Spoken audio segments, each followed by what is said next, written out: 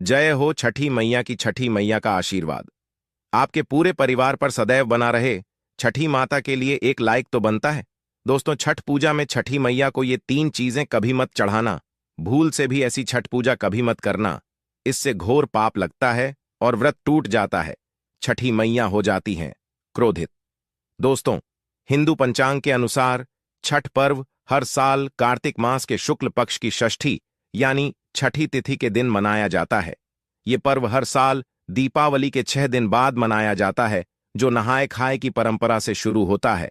छठ व्रत रखने वाले व्रतधारी 36 घंटे तक निर्जला व्रत रखते हैं, जिसके बाद छठी मैया की आराधना और भगवान सूर्य देव को अर्घ्य देने के बाद इस व्रत का समापन किया जाता है। दोस्तों, सनातन धर्म में छठ पर्व को बहुत ही अधिक महत्व दिया जाता है। कार्तिक माह के शुक्ल पक्ष की षष्ठी तिथि को यह त्योहार मनाया जाता है। यह पर्व मुख्यतः यूपी बिहार में बड़ी ही धूमधाम से मनाया जाता है। इस पर्व को पूरे विधि विधान से मनाने की परंपरा है और यह 4 दिनों का होता है। इस पर्व के प्रसाद को भी महाप्रसाद माना जाता है। इस 4 दिवसीय महापर्व में भगवान सूर्य देव की पूजा की जाती है। आइए दोस्तों, जानते हैं इस साल 2024 में यह पावन पर्व किस दिन पड़ रहा है और किस दिन से छठ पर्व शुरू हो रहा है। इस साल छठ पर्व की शुरुआत कार्तिक पक्ष की षष्ठी तिथि 7 नवंबर की देर रात 12:41 पर शुरू होगी और इसका समापन 8 नवंबर की देर रात 12:34 पर हो जाएगा। ऐसे में 7 नवंबर गुरुवार के दिन ही संध्या काल का अर्घ्य दिया जाएगा और सुबह का अर्घ्य अगले दिन 8 नवंबर को दिया जाएगा। छठ पूजा का पहला दिन यानी नहाय खाए 5 नवंबर दिन मंगलवार को है। दूसरा दिन 6 नवंबर बुधवार को खरना है। तीसरा दिन 7 नवंबर दिन गुरुवार को संध्याकालीन अर्घ्य है। चौथा दिन 8 नवंबर दिन शुक्रवार को प्रातःकालीन अर्घ्य के साथ लोक आस्था का महापर्व छठ का समापन हो जाएगा। छठ पर्व के पहले दिन यानी 8 नवंबर को छठ का पर्व शुरू हो जाएगा कि 5 नवंबर से इस पर्व की शुरुआत हो जाएगी। पहले दिन लोग अपने घर की सफाई के साथ साथ अपने घर के सभी बर्तनों की भी साफ सफाई करते हैं। व्रतधारी इस दिन से सभी नियमों का पालन करना शुरू कर देते हैं और खुद को अलग कर लेते हैं। यहां तक कि उनके खाने पीने के बर्तन भी अलग होते हैं और 4 दिन तक सच्ची श्रद्धा से पूरे नियम का पालन के साथ इस पर्व को मनाया जाता है। आइए दोस्तों, सबसे पहले बात करते हैं कि ऐसी कौन सी महिलाएं हैं जिन्हें छठ पूजा भूलकर भी नहीं करनी चाहिए। लगता है घोर पाप और व्रत टूट जाता है। छठी मैया क्रोधित हो जाती है। दोस्तों, छठ पूजा का व्रत ऐसी महिलाएं गलती से भी न रखें, अन्यथा आपकी संतान पर घोर संकट भी आ सकते हैं। पति पर भारी संकट आ सकते हैं। उल्टा आप पुण्य के बजाय पाप के भागीदार बन सकती हैं। ऐसी स्त्री छठ पूजा से रहे दूर। दोस्तों, कार्तिक माह की षष्ठी तिथि यानी छठे दिन पूजी जाने वाली षष्ठी तिथि को यूपी बिहार में आसान भाषा में छठी मैया कहकर पुकारते हैं। ये त्योहार हालांकि महाराष्ट्र, झारखंड, उत्तर प्रदेश के साथ साथ पश्चिम बंगाल में भी मनाया जाता है। मान्यता है कि छठ पूजा के दौरान पूजी जाने वाली छठ माता भगवान सूर्यदेव की बहन है। इसीलिए लोग सूर्य को अर्घ्य देकर छठ मैया को प्रसन्न करते हैं। वहीं धार्मिक पुराणों में माता दुर्गा के छठे स्वरूप कात्यायनी देवी को भी छठ माता का ही रूप माना जाता है। छठ मैया को संतान देने वाली माता के नाम से भी जाना जाता है। मान्यता है कि यह त्योहार संतान के लिए मनाया जाता है। खासकर वो शादीशुदा जोड़े जिन्हें संतान की प्राप्ति नहीं हुई है तो वह छठ का व्रत रखते हैं। वहीं अधिकांशतः माताएं बहनें अपने बच्चों की सुख शांति के लिए छठ पर्व मनाते हैं। लेकिन दोस्तों, क्या आप जानते हैं कुछ ऐसी महिलाएं भी हैं जिन्हें छठ पूजा का व्रत भूल से भी नहीं रखना चाहिए। शास्त्रों में ये सबसे बड़ा घोर पाप माना जाता है। वही इस दिन महिलाएं ऐसी गलती भूल से भी न करें। तो चलिए दोस्तों, जानते हैं। उससे पहले आप सभी से निवेदन है, इस वीडियो को लाइक करके कमेंट बॉक्स में जय छठी मैया अवश्य लिख दीजिएगा और एक काम कीजिए, आप अपनी राशि कमेंट बॉक्स में जरूर डाल दीजिएगा। यदि आपकी राशि के अनुसार हमारे पास कोई उपाय होगा तो वह आकर हम आपके कमेंट के रिप्लाई में बता देंगे। तो दोस्तों, नंबर 1, शास्त्रों के अनुसार जो लोग अधूरी शादी करते हैं तो यह हमारे धर्म शास्त्रों के खिलाफ है, शास्त्रों का अपमान है। अधूरी शादी जैसे कि कोर्ट मैरिज और शादी के बिना ही संतान की उत्पत्ति कर देना, यह सबसे बड़ा पाप माना गया है। ऐसे में छठ पूजा का व्रत ऐसे लोगों को अपनी संतान के लिए कभी नहीं रखना चाहिए, क्योंकि पहली बात तो ऐसे लोगों ने हिंदू रीति रिवाज के अनुसार 7 फेरे नहीं लिए हैं और इसे शास्त्रों में धर्म के खिलाफ माना गया है। 7 फेरों का मतलब होता है आपने अग्निदेव का आशीर्वाद लिया, 33 कोटि देवी देवताओं का आशीर्वाद लिया है, अपने माता पिता परिवार का आशीर्वाद लिया, समाज को सम्मान दिया, मतलब अब आप पूज्य योग्य है, आप भगवान की सेवा कर सकते हैं, आप कोई भी व्रत आदि कर सकते हैं। नंबर 2, यदि जिस स्त्री को हल्दी न लगी हो, जिस पुरुष को हल्दी न लगी हो, ऐसा विवाह भी अशुभ होता है। शादी में हल्दी अवश्य लगाना चाहिए, तभी ही आप व्रत आदि रख सकते हैं, पूजा पाठ कर सकते हैं, किसी भी धार्मिक मांगलिक कार्य में आप शामिल हो सकते हैं। इसीलिए ऐसी स्त्री किसी भी धार्मिक कार्य में तभी सफल व शामिल हो सकती है जब वह अग्नि के साथ फेरे ले ले। ऐसी शादी को ही शास्त्रों में सर्वश्रेष्ठ माना जाता है। ऐसे में अगर आपकी अधूरी शादी है तो आप छठी मैया की पूजा कभी न करें। आपके ऐसा करने से छठी मैया का अपमान माना जाएगा और आपको पाप लग सकता है। नंबर 3, दोस्तों, शास्त्रों के अनुसार इस व्रत को सच्चे मन से रखना चाहिए। अगर कोई महिला शौक में यानी बेमन से बिना सच्ची श्रद्धा के इस व्रत को रखती है तो उसके पति या संतान पर कष्ट आ सकते हैं। सच्ची श्रद्धा के साथ छठ पूजा का व्रत रखना चाहिए, क्योंकि इस व्रत के सफल होने से संतान सुख की प्राप्ति होती है। संतान को कभी किसी प्रकार के कष्ट नहीं आते। छठी मैया पूरे परिवार की रक्षा करती है। घर परिवार होता है खुशहाल। जो लोग छठ पूजा करते हैं तो छठी मैया उनके इर्द गिर्द, उनके घर के आसपास सदैव घूमती रहती है, उनकी हर संकट में रक्षा करती है, उनकी संतानों की रक्षा करती है। जो महिलाएं बांझ हैं उन्हें संतान सुख की प्राप्ति देती है। दोस्तों, छठ पूजा करने से करोड़ों गुना पुण्य फल की प्राप्ति होती है। परिवार में सुख समृद्धि धन की प्राप्ति होती है। छठी मैया की पूजा से सभी मनोवांछित इच्छाएं पूर्ण होती हैं। वहीं कुंवारी कन्याएं और पुरुष भी छठ पूजा कर सकते हैं। छठ पूजा का फल कई लाख गुना प्राप्त होता है। इससे व्यक्ति के सभी समस्त पाप नष्ट हो जाते हैं और सुख समृद्धि की प्राप्ति होती है। छठ पूजा का व्रत पूरा करने से स्वयं छठी मैया आपके परिवार की रक्षा करती है। इसी के साथ अगर किसी महिला या पुरुष का तलाक हो गया है या वह लड़ाई झगड़ा करके अलग रहते हैं तो वह भी छठ पर्व ना मनाए, क्योंकि माता रानी तभी प्रसन्न होती है जब आपकी शादी हो गई है तो आप जोड़े से ही उनकी पूजा करें। आइए दोस्तों, अब बात करते हैं कि छठ मैया को ऐसी कौन सी 3 चीजें हैं जो भूल से भी नहीं चढ़ानी चाहिए। ये चीजें चढ़ाने से भयंकर पाप लगता है। नंबर 1, जब आप भगवान सूर्य को अर्घ्य दें तो तांबे के लोटे का ही प्रयोग करें, लेकिन भूल से भी प्लास्टिक, लोहे, चांदी और स्टील के बर्तन से अर्घ्य नहीं देना चाहिए। इससे आपका व्रत टूट सकता है। नंबर 2, व्रत के दौरान घर में कभी भी मांसाहार भोजन ना बनाएं और ना ही परिवार में किसी भी सदस्य को ऐसा भोजन खाना चाहिए जो लोग इस दिन लहसुन प्याज का खाना बनाते हैं और खाते हैं तो उन्हें छठी मैया उल्टा बर्बाद कर देती है, कंगाल कर देती है। ऐसे लोगों को माता रानी श्राप देती हैं। इस दिन छठी मैया को भोग लगता है। ऐसे में यदि आपके घर परिवार में किसी ने व्रत रखा है तो आप भी लहसुन प्याज का इस्तेमाल ना करें। आप किसी अन्य दिन खा सकते हैं, लेकिन मांस, मदिरा, लहसुन प्याज आदि अंडे ये सब इस दिन ना खाएं। साथ ही व्रत के दौरान घर में मदिरा, धूम्रपान भी नहीं करना चाहिए। नंबर 3, छठी मैया का प्रसाद बहुत ही शुद्धता के साथ बनाया जाता है। उनका प्रसाद हमेशा ऐसे चूल्हे पर बनाएं जिसे ताजी लिपा गया हो। यदि प्रसाद गैस पर बना रहे हो तो गैस स्टोव को अच्छी तरह से धो लें। पहले से बने हुए चूल्हे पर कभी प्रसाद ना बनाएं, इसके लिए नया चूल्हा ही बनाएं। नंबर 4, सूर्य को अर्घ्य देने से पहले कभी भोजन ग्रहण न करें, ऐसे में घोर पाप लगेगा। व्रतधारी को पहले और दूसरे दिन सूर्यदेव को अर्घ्य देने के बाद ही भोजन करना चाहिए। नंबर 5, दोस्तों, अगर छठी मैया से मांगी गई मन्नत पूरी हो जाए तो आपको अपनी मन्नत पूरी होने की विशेष पूजा जरूर करनी चाहिए, अन्यथा छठी मैया के क्रोध का सामना करना पड़ सकता है। नंबर 6, छठ का व्रत धारण करने वालों को जमीन पर ही 4 दिन तक सोना चाहिए। नंबर 7, जिस स्थान पर प्रसाद बन रहा हो वहां साधारण भोजन भी नहीं बनाना चाहिए। इसके साथ ही उस स्थान पर भोजन ग्रहण करना भी वर्जित है।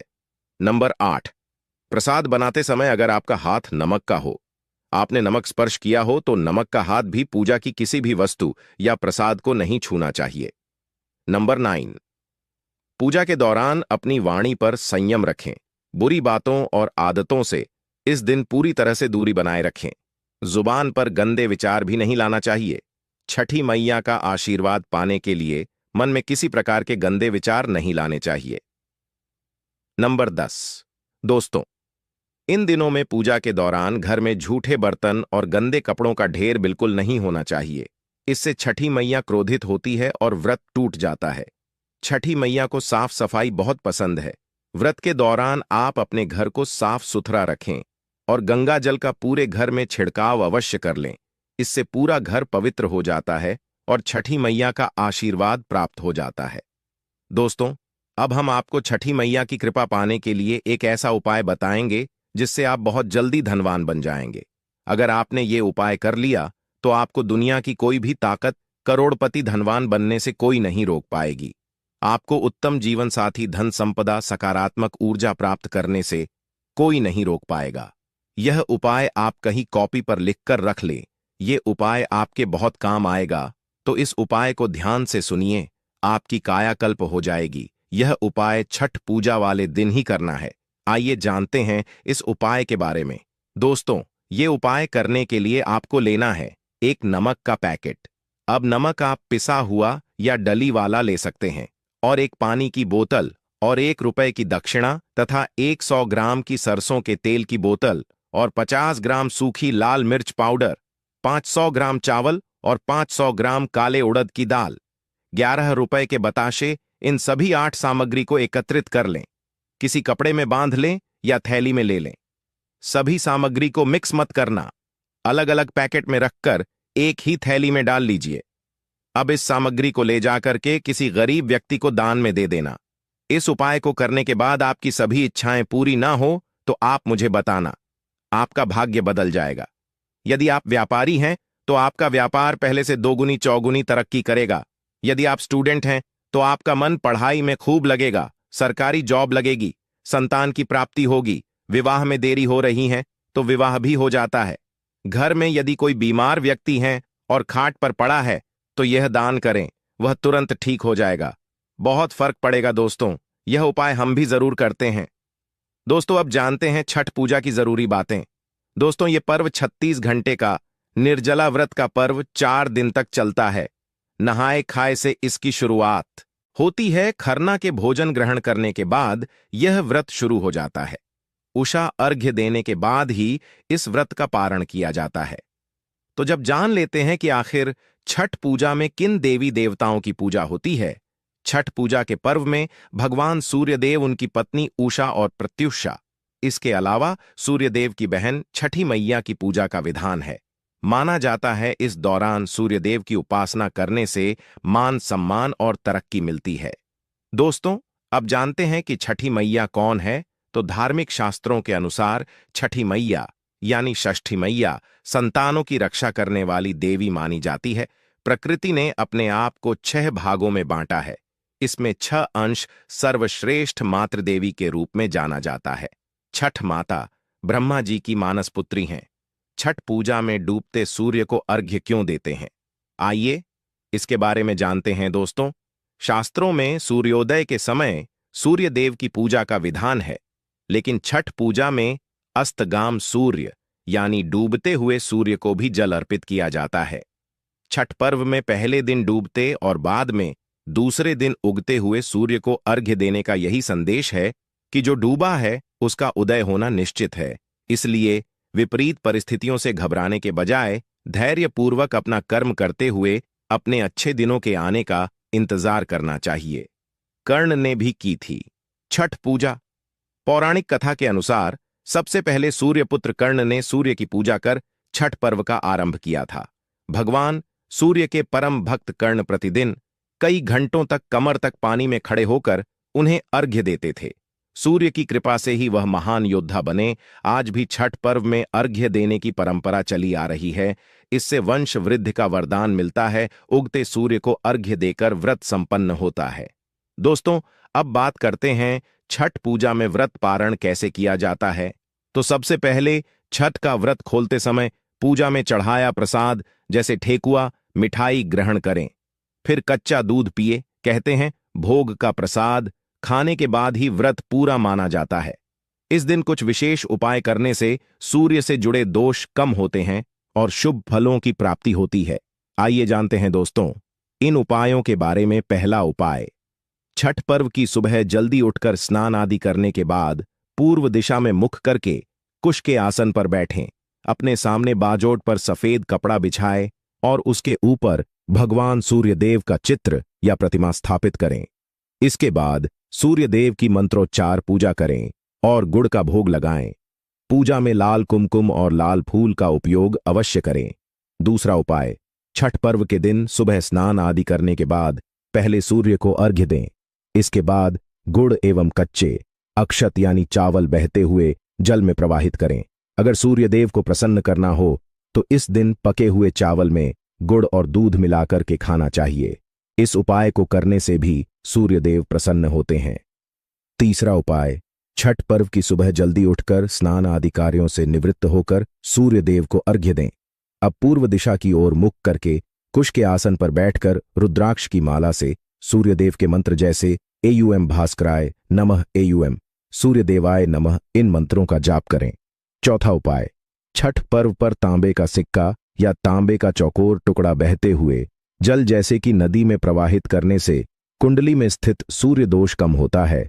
इसके साथ साथ लाल रंग के कपड़े में गेहूं और गुड़ बांधकर दान देने से भी मन की सभी इच्छाएं पूरी होती हैं। दोस्तों, चैत्र शुक्ल पक्ष षष्ठी पर मनाए जाने वाले छठ पर्व को चैती छठ और कार्तिक शुक्ल पक्ष षष्ठी पर मनाए जाने वाले पर्व को कार्तिकी छठ कहा जाता है। छठ पर्व पारिवारिक सुख समृद्धि और मनोवांछित फल प्राप्ति के लिए मनाया जाता है। इसका एक अलग ऐतिहासिक महत्व भी है। आखिर कब से छठ पूजा की परंपरा शुरू हुई? इस संदर्भ में कई धार्मिक कथाएं प्रचलित हैं। एक मान्यता के अनुसार जब प्रभु श्री राम जी और माता सीता जी 14 साल के वनवास के बाद अयोध्या लौटे थे, तब रावण वध के पाप से मुक्त होने के लिए उन्होंने कई आर्षि मुनियों के आदेश पर राज सूर्य यज्ञ करने का फैसला लिया। पूजा के लिए उन्होंने मुग्धर नामक आर्षि को आमंत्रित किया। मुग्धर ऋषि ने माता सीता जी पर गंगा जल छिड़क कर पवित्र किया और कार्तिक माह की शुक्ल पक्ष की षष्ठी तिथि को भगवान सूर्यदेव की उपासना करने का आदेश दिया। इससे माता सीता ने मुग्धर ऋषि के आश्रम में रहकर 6 दिनों तक भगवान सूर्यदेव की पूजा की थी। सप्तमी को सूर्योदय के समय फिर से अनुष्ठान कर सूर्यदेव से आशीर्वाद प्राप्त किया था। इन कथाओं के अलावा एक और कथा भी प्रचलित है। पुराणों के अनुसार प्रियव्रत नामक एक राजा था जिसकी कोई संतान नहीं थी। इसके लिए उसने हर संभव प्रयास कर डाले, लेकिन कोई फायदा नहीं हुआ। तब उस राजा को संतान प्राप्ति के लिए महर्षि कश्यप ने उसे पुत्र यज्ञ कराने का परामर्श दिया। यज्ञ के बाद महारानी ने एक पुत्र को जन्म दिया, लेकिन वह मृत पैदा हुआ। राजा के मृत बच्चे की सूचना से पूरे राज्य में शोक सा छा गया। कहा जाता है कि जब राजा मृत बच्चे को दफनाने की तैयारी कर रहे थे, तभी आसमान से एक ज्योतिर्मय विमान धरती पर उतरा। इसमें बैठी देवी ने कहा, मैं षष्ठी देवी हूं और विश्व के समस्त बालकों की रक्षिका हूं। इतना कहकर देवी ने राजा के मृत पुत्र के शरीर को स्पर्श किया, जिससे वह जीवित हो उठा। इसके बाद से ही राजा ने अपने राज्य में कार्तिक मास की षष्ठी तिथि को यह त्योहार मनाने की घोषणा कर दी। दोस्तों, आप में से कौन कौन छठी मैया का आशीर्वाद पाना चाहता है तो सच्चे दिल से कमेंट बॉक्स में लिखें। जय हो छठी मैया की। तो दोस्तों, आज की वीडियो में बस इतना ही। अगर इस पर्व से जुड़ी किसी प्रकार की कोई समस्या, कोई बात समझ ना आई हो तो कमेंट करके पूछ सकते हो। दोस्तों, जानकारी पसंद आई हो तो वीडियो को लाइक अवश्य करें